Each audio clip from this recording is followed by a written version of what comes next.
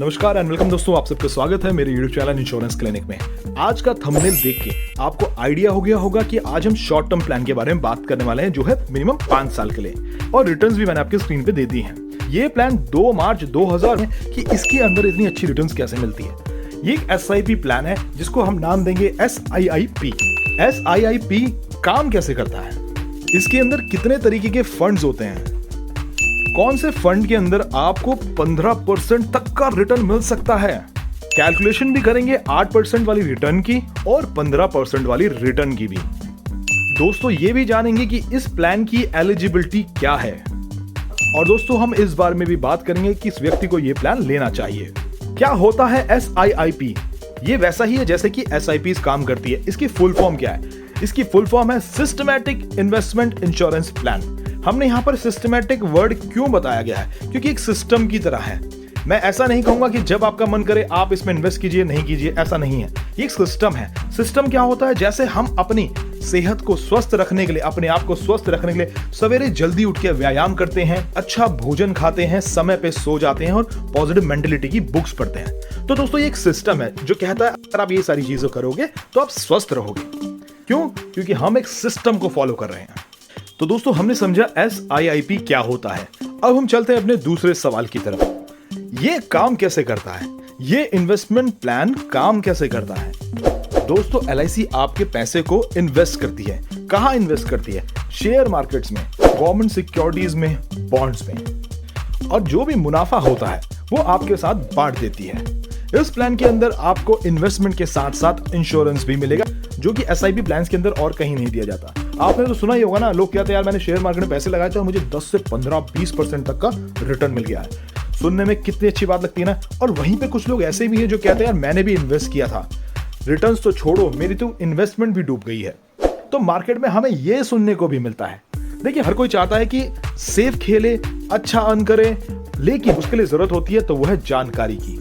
जैसे कहाँ इन्वेस्ट करना है, कौन सी कंपनी में करना है, क्या नई अपडेट आई है, ये सारी बातों का पता होना बहुत जरूरी है। इन शॉर्ट मैं कहूंगा कि आपको पूरी जानकारी होनी चाहिए उस कंपनी के बारे में जिसके शेयर्स आप खरीदने वाले हैं। वो कंपनी कल को कहाँ इन्वेस्ट कर रही है, वरना बहुत बड़ा नुकसान हो सकता है। दोस्तों कुल मिला के आपको जरूरत है जानकारी की, सब्र की और समय की, जो कि बड़ा ही मुश्किल हो जाता है एक बिजनेसमैन और एक जॉब करने वाले व्यक्ति के लिए इन सारी चीजों में टाइम देने के लिए। ऑनेस्टली बताऊं ये इतना आसान नहीं है दोस्तों। बट LIC क्या करती है, आपके लिए एक फंड मैनेजर असाइन करती है। ये फंड मैनेजर कौन होता है? एक ऐसा व्यक्ति जिसे 10 से 15 साल का एक्सपीरियंस है कि कब किस फंड में स्विच करना है, कहां पैसा लगाना है, कहां से पैसा निकालना है। तो इसके आपके अलग से चार्जेस नहीं होते हैं, LIC आपको ये देती है। दोस्तों अब हम जानेंगे कि कितने तरह के फंड्स होते हैं। सबसे पहला होता है बॉन्ड फंड, उसके बाद होता है सिक्योर्ड फंड, तीसरे नंबर पे आता है बैलेंस फंड, और चौथे और आखिरी नंबर पे आता है ग्रोथ फंड। फिर से एक बार रिपीट कर देता हूं चारों फंड्स के बारे में। सबसे पहला है बॉन्ड फंड, उसके बाद सिक्योर्ड फंड, फिर बैलेंस फंड, उसके बाद है ग्रोथ फंड। चलिए दोस्तों तो जानते हैं किस फंड में हमें कितनी % की रिटर्न मिलती है और 15% का रिटर्न किस फंड में मिलता है। बॉन्ड फंड के अंदर हमें 8% का रिटर्न मिलता है दोस्तों। सिक्योर्ड फंड में हमें 10% का रिटर्न मिलता है दोस्तों। बैलेंस फंड जो कि तीसरा फंड है, इसके अंदर हमें 12% का रिटर्न मिलता है दोस्तों। ग्रोथ फंड के अंदर हमको 15% का रिटर्न मिलता है दोस्तों। जैसा कि हमने बताया था, हम कैलकुलेशन भी करके दिखाएंगे 8% और 15% वाली रिटर्न्स की। तो दोस्तों अपनी कैलकुलेशन स्टार्ट करते हैं 8% वाली रिटर्न के साथ में, जिसमें हम बात करेंगे बॉन्ड फंड के बारे में।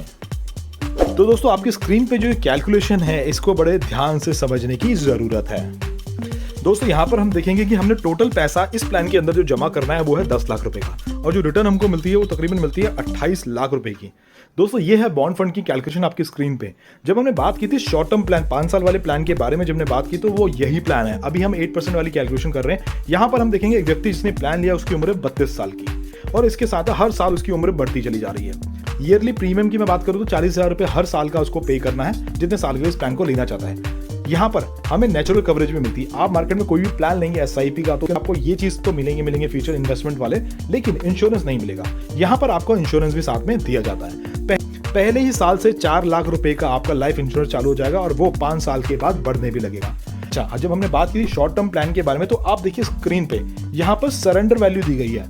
आप चाहो तो इसे 5 साल बाद, 6 साल बाद, 7 साल बाद कभी भी विड्रॉ कर सकते हो। राइट, तो मिनिमम ये प्लान 10 साल के लिए इजीली मिल जाता है, 10 लाख का इन्वेस्टमेंट प्लान के तौर पे मिल जाता है। मगर ऑप्शन दिया गया है कि आप इसे 5 साल या 6 साल के बाद में भी विड्रॉ कर सकते हैं। ये कैलकुलेशन 8% बॉन्ड फंड की है। अब मैं आपको 15% वाली कैलकुलेशन कहूंगा, जिसमें कि आपको पता चलेगा कि कितना अच्छा रिटर्न आपको 5 से 6 साल के अंदर मिल जाता है दोस्तों। तो चलिए अगली कैलकुलेशन स्टार्ट करते हैं। दोस्तों यहाँ पर हम बात कर रहे हैं 15% रिटर्न कैसे मिलता है ग्रोथ फंड के बारे में। यहाँ भी सेम चीज है, एज दी गई है 32 साल का व्यक्ति है, हर साल एज बढ़ रही है, पूरे 25 साल की कैलकुलेशन स्क्रीन पे दे रखी है आपके। यहाँ पर भी आपने 10 लाख रुपए टोटल जमा करने होते हैं इन 25 सालों के अंदर। आपको जो रिटर्न मिलती है वो मिलती है 81 लाख रुपए की। ये 25 साल की कैलकुलेशन है। अच्छा, यहाँ पर आपका ईयरली प्रीमियम आ गया है, इस तरह आपकी नेचुरल कवरेज है, यहाँ पर आपका सरेंडर वैल्यू है। मान लीजिए किसी व्यक्ति ने कहा यार मुझे ना अभी इस प्लान की जरूरत नहीं है, मैं 5 साल बाद इसे विड्रॉ करना चाहता हूँ। मान लीजिए किसी व्यक्ति ने कहा मुझे 5 साल के बाद में ये प्लान से विड्रॉल लेना है, तो वो चाहे तो यहाँ से ये 3,27,000 रुपए का अमाउंट लेके जा सकता है। जबकि एक चीज और ध्यान रखनी है दोस्तों, इन 5 सालों में उसने कितना पैसा पे किया है। उसने जो पैसा पे किया है वो होता है तकरीबन 2 लाख रुपए जमा किए हैं और रिटर्न उसको मिलती है 3,32,000 रुपए की। राइट, इसी तरीके से आप चाहो तो इसे 8 साल में या 10 साल में, अगर इस प्लान के अंतर्गत वो व्यक्ति 10 साल में अपने पैसों को विड्रॉ कर लेता है तो भी वो व्यक्ति 9,23,000 रुपए रिटर्न लेके जाता है। ये दोनों टेबल मैंने आपकी स्क्रीन पे रख दी हैं। ये 15% वाली है, ये 8% वाली है। आप इसको जब चाहो विड्रॉल कर सकते हो 5 साल के बाद में अपने पैसे को। आई होप दोस्तों आपको ये कैलकुलेशन समझ में आ गई होगी। अगर नहीं आई है तो मेरे कमेंट बॉक्स में मुझे मैसेज करके आप पूछ सकते हैं। दोस्तों अब हम बात करते हैं एलिजिबिलिटी क्या है इसके अंदर इन्वेस्ट करने की। चलिए सबसे पहले तो उम्र के बारे में, एज के बारे में बात करते हैं। किस एज का व्यक्ति इस प्लान को ले सकता है। देखिए, अगर कोई बच्चा अभी 90 दिनों का है तो वो इस प्लान को ले सकता है, यानी 0 साल के बच्चे से लेकर 55 साल के व्यक्ति तक ये प्लान लिया जा सकता है दोस्तों। जिसमें मिनिमम टर्म, जैसा मैंने बताया था, मिनिमम टर्म जो होती है वो 10 साल की होती है और मैक्सिमम 25 साल की होती है। मगर आप चाहो तो इसे 5 साल बाद भी सरेंडर करके अच्छा खासा रिटर्न कमा सकते हैं। मिनिमम कितना प्रीमियम पे करना पड़ेगा आपको और मैक्सिमम कितना, मैक्सिमम की तो खैर कोई लिमिट नहीं है, बट मिनिमम की बात करो तो साल के 40,000 रुपए तो आपको इसमें भुगतान करने ही है। और हाफ ईयरली, क्वार्टरली और मंथली आपकी स्क्रीन पे आ चुका है। दोस्तों इस प्लान के अंदर आप 5 साल बाद अपने मुनाफे का पैसा निकाल सकते हो, यानी कि जितना भी आपने इसमें बेनिफिट कमाया है वो 6 से 10 साल के बाद आप 20% तक निकाल सकते हो और बाकी आपकी स्क्रीन पे है। चलिए दोस्तों, तो अब ग्रेस पीरियड के बारे में भी बात कर लेते हैं। ग्रेस पीरियड कैसे काम करता है। अगर आपने मंथली मोड चूज किया है अपनी पॉलिसी के अंदर तो आपको जानना जरूरी है कि आपका ग्रेस पीरियड जो है वो 15 दिनों के लिए है सिर्फ।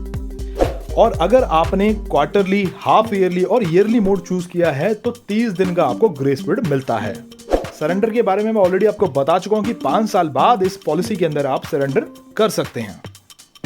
टैक्स बेनिफिट जो प्रीमियम आप पे करेंगे वो 80C के अंदर आएगा, जो पैसा आपको मिलेगा वो 1010D के अंदर आएगा दोस्तों। अब सवाल ये आता है किसे इन्वेस्ट करना चाहिए,